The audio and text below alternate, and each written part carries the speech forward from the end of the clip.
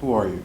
My name is Ayanna Mann. I'm a junior physics major, philosophy and mathematics double minor from Aurora, Illinois. I'm also the current president of the Howard University Elite Models, the first modeling organization on Howard's campus. Okay, I kind of want to touch on, like, I do this with everybody, but I kind of want to, like, touch on you being a physics major and being the president of Elite. Yeah. You don't necessarily have to correlate, but Yeah. like, do they? I think you can find overlap with anything. For me personally, physics, I like that there is a right and wrong, and then there's a big gray area, and that's kind of what a lot of physicists are trying to understand better, is that gray area. And I feel like with creativity, that's also what you're trying to find, is like something out of nothing. So I think that's my overlap personally with the fashion industry. I like that you can explore any facet of it, and there isn't a right or wrong answer, and I feel like yeah, I feel like that's kind of what I like to find for both of those. Okay. And so, how did you find your way into fashion? I did pageants when I was younger, from when I was 9 to 16, and I think that was like my first like really like actual tangible connection to like getting into the industry. But even before that, like I come from a very like artsy family. Like my dad was a band kid, my mom was like a majorette, and like they met at JSU, and it was a whole big thing where they made sure that their kids felt like they could be in a creative atmosphere and be comfortable there.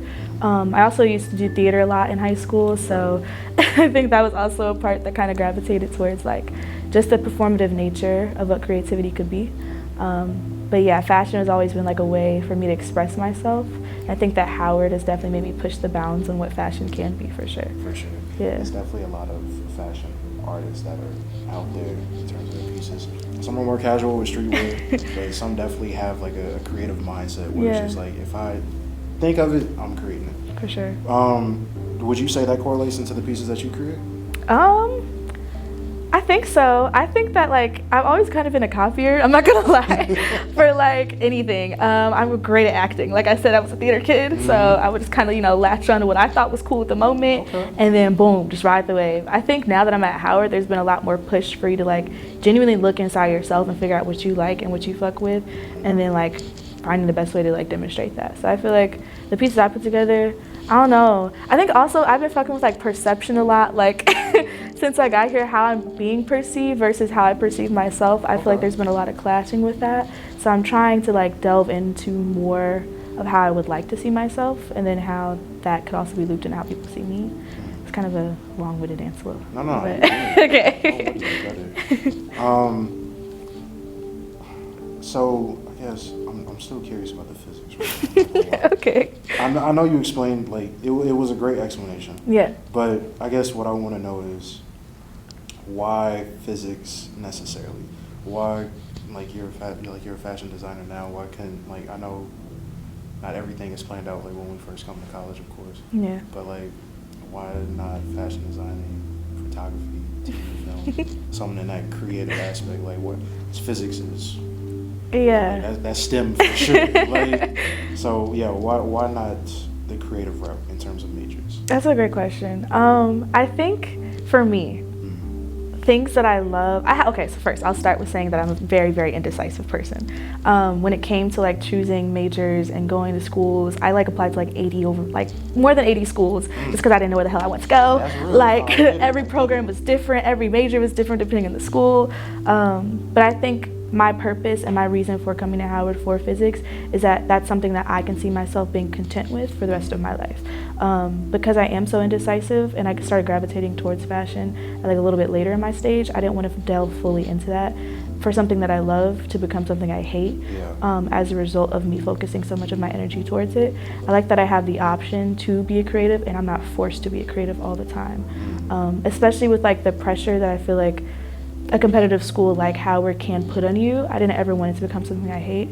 I think with physics, there is a big detachment from like the competitive atmosphere. Like J.E. can know, he's right there. But we all hang out with each other like every single day. We're in that lounge, like talking, kikiing. Like there's only 30 of us. It's a little department, so it's really, really intimate, and I feel very, very appreciated in that atmosphere.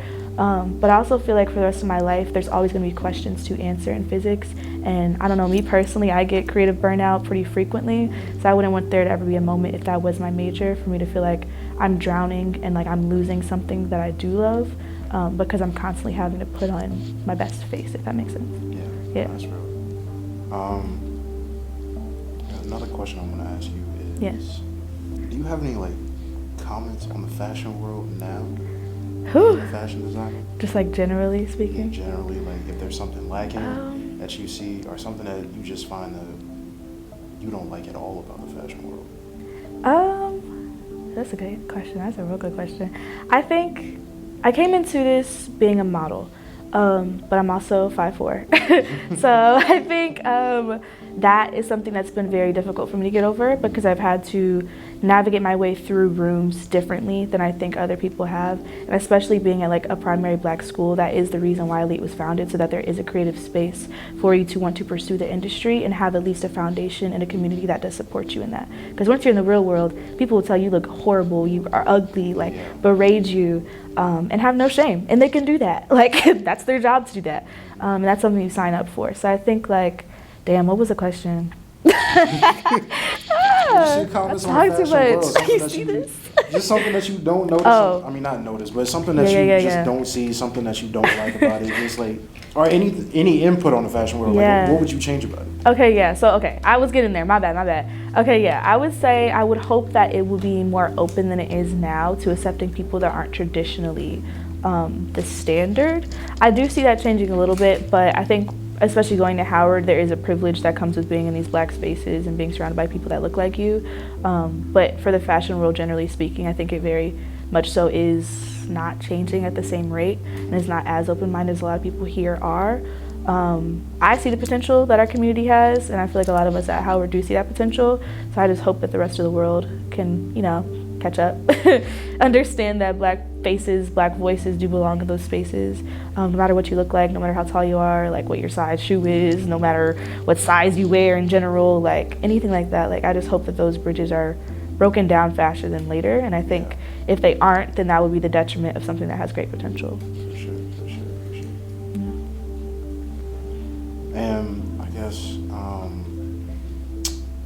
one thing I also want to touch on is, or one thing I want to ask you necessarily is, in terms of like where you see yourself 5-10 years from now, in terms of your fashion pieces, in terms of not even necessarily Elite, but